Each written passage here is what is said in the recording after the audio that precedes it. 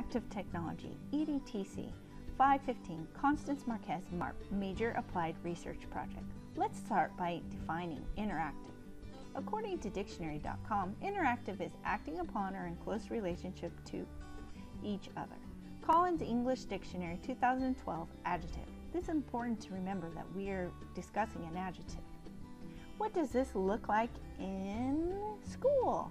It's many different approaches. It could be partners or socializing with peers in the classroom, or it could be collaborating in reading groups, or it could be using technology. In this presentation, we will be looking at interactive technology in the classroom.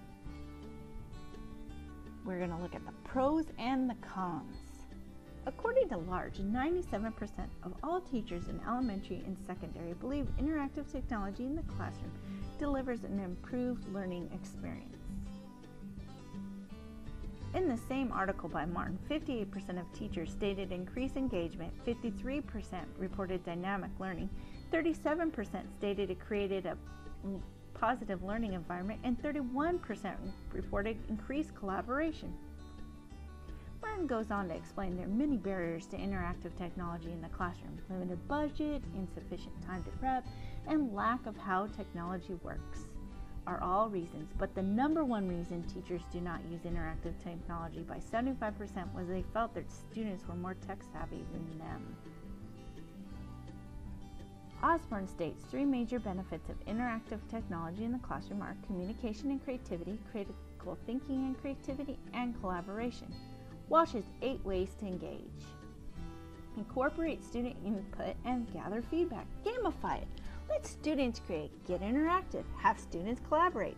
Project-based learning, simulations, and bring in a guest are all ways to engage. Teacher Vision tells us the top 10 technology resources are Lesson Class, Gloucester EDU, SchoolTube, Storybird, Free Rise 2.0, Flashcard Machine, Edmodo, Bitstrips for School, KidBlog, and DK Instant Expert. The Tech Thought staff gave the top 9 technology apps to use in your classroom: White Noise, Cold Turkey, Kahoot, Bengage, Trello, Plickr, Nearpod, Prezi, and Edmodo. Kahoot, Pros and Cons by Hudson. Pros: tailors the lessons, students love it, great way to integrate technology, and Kahoot tracks the wrong answer so you can revisit. Cons: answers only true, false, yes, no, or multiple choice, and students get more points for speed. It emphasizes speed, not substance. Pear Deck. Pros: students can draw, write a small answer multiple choice, and yes, no, or true, false. Pear Deck works with Google Slides. Pear Deck records the answers for you to look at each individual. Pear Deck allows you to evaluate students as they're participating, and Pear Deck allows you to place their presentation into Google Classroom so students who are absent can still participate. Cons: according to Sikin, the con is that you need premium to access follow-up and dashboard. Let's learn about Pear Deck. Pear Deck will change the way you present slide decks in a live classroom setting. When you hit Start Presenting in Pear Deck, you're creating a live session for participants to join on their own computer, tablet, or smartphone. As the instructor, you control the flow of the presentation from your computer or tablet. On their devices, participants can respond to your pre-planned or impromptu questions throughout the presentation with a number of unique interaction types. Those responses can then be shared anonymously and in real time on your classroom projector or interactive whiteboard. Hi everyone, I wanted to show you Pear Deck. I'm in the login page. I hit Teacher's Login. As it's loading, you can see the activities I can do, the recent files. These are all the presentations I made. Learn and Explore, Have with Movement, Honoring with Badges, and Engagement Ideas. I wanted to show you with my Google Drive, I can hit Knights and Samurais, and I can open my Pear Deck through my Google Drive. So it does share your Pear Deck with your Google Drive. I'm going to go ahead and open this so you can see. I'm going to hit Unnamed Session. It was the first time I used it. Open Dashboard, because this allows you to see the slides and their answer. The Join, showed them how to join in. I'm going to go to the beginning of the presentation. You can see that has a question, Samurais and Knights, what warrior was better? And then here's their answers. Yeah, it looks like a graph and it just shows you 1 and 4, but if I put my cursor on it, it will show me who answered what. On top of that, I can have them type in the answers, and you can see they typed in the answers. Little happy face at the beginning of the presentation, ask them how they feel, and then it puts that next to their name when they write responses. I can also have them draw responses, and I can have them circle answers as responses. So it's very interactive. The students really enjoyed this. This is not the only presentation I did with my students. They begged and baked several times to do this again. I want to show you another session. I'm going to leave this session, and I wanted to show you, I also did it in science for hereditary. And I'm going to open this. This was with a bigger group, 27. They loved it also. Again, it has their join code. And you can see it had them do Putnam squares, so I could see if they learned that. I could have them do agree and disagree. It has their responses. I could, again, have them circle their answers. Yes, no responses. It was a lot of fun. I had them type in responses too, so you can see that the kids really enjoyed it and were actively participating. I hope this makes Pear Deck a little bit clearer for you. Thank you.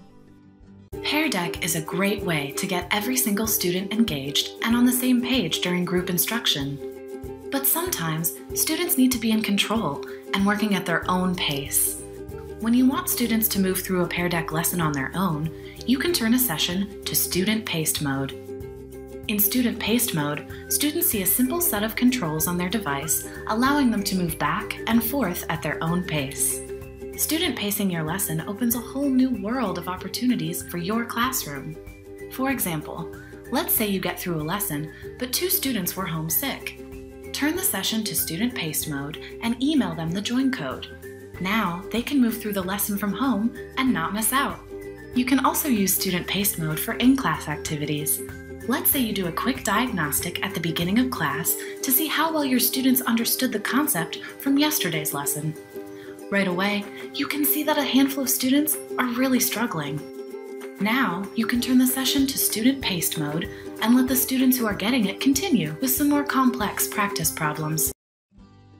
Let's move on to gamification.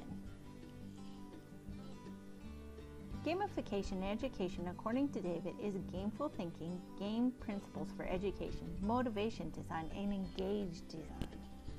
Gamification is different from regular gaming.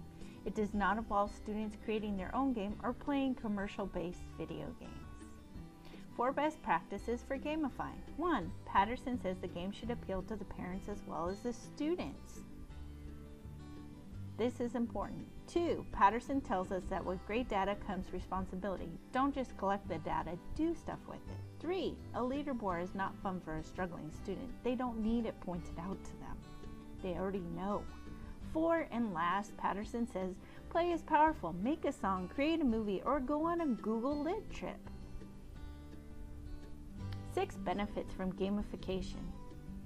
Better learning experience, better learning environment, instant feedback, prompting behavioral changes. It can be applied to all learners and impact the bottom line. Impacting the bottom line means all points touch the learners, which means a better learning experience, higher recall and retention, and it catalyzes behavior change within the classroom. Farber did a study on gamification, allows students to learn empathy through perspective taking and collaborating. Darvis found using games which are from a time period and visiting the silent library created students who presented their presentations as historians. The students were dynamic and were critical thinkers. How to ensure gamification success. Capture and retain the students' attention. Challenge the students. Engage and entertain them. Teach them. This is the most important part. Lynch's 8 gamifications, apps, tools, and resources. Socraft, Kahoot, Playbrighter, Classcraft, Goose Chase, Minecraft Educational Edition, Breakout, EDU, and Quizzes are the top 8. Have you guessed a program that is gamification? Pear Deck for the active classroom is gamification. Did you know Pear Deck started as an interactive presentation but continues to improve and grow? They now have Pear Deck vocabulary added to their program. Next, there's a snip of a slide my students created in the vocabulary game. You can see they drew the definition and wrote it. I would have loved to share more, but I ran out of time. I hope this inspires you to be interactive with your technology. Thank you and have a wonderful week. Here are my references.